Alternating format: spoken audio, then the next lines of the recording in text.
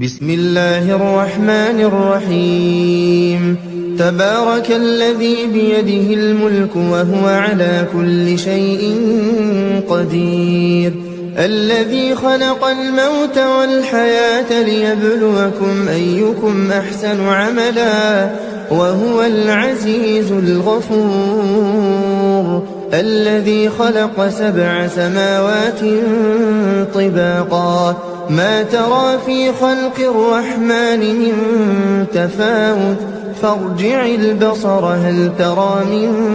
فطور ثم ارجع البصر كرتين ينقلب إليك البصر خاسئا وهو حسير ولقد زينا السماء الدنيا بمصابيح وجعلناها رجوما للشياطين وأعتدنا لهم عذاب السعير وللذين كفروا بربهم عذاب جهنم وبئس المصير إذا ألقوا فيها سمعوا لها شهيقا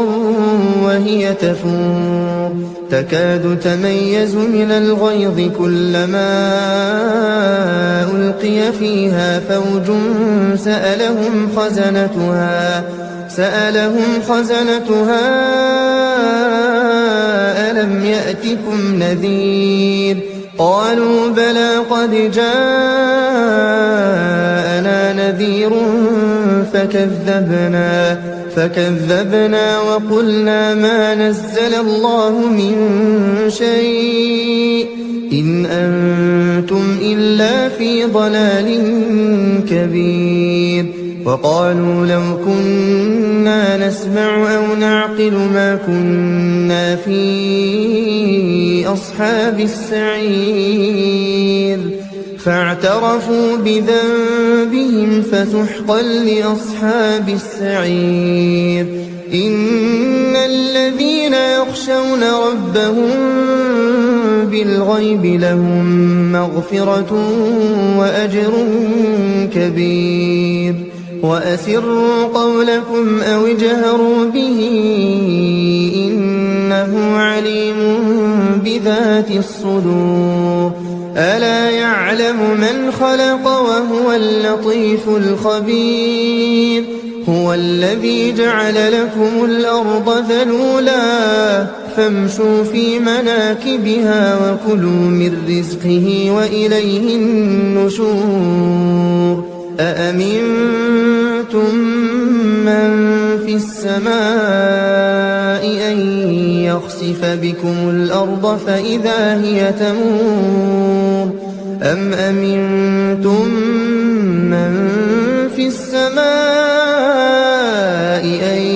يرسل عليكم حاصبا فستعلمون كيف نذير ولقد كذب الذين من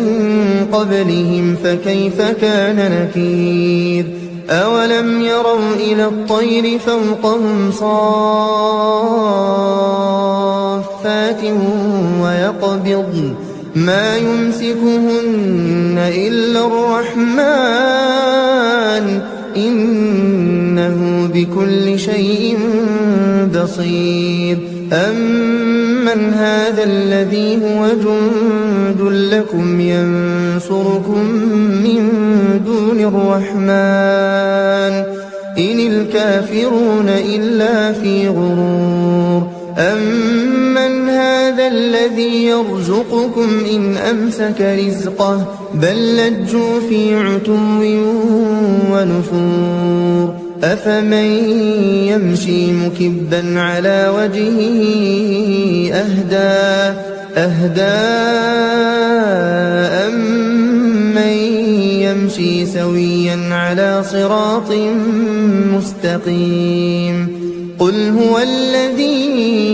أنشأكم وجعل لكم السمع والأبصار والأفئدة قليلا ما تشكرون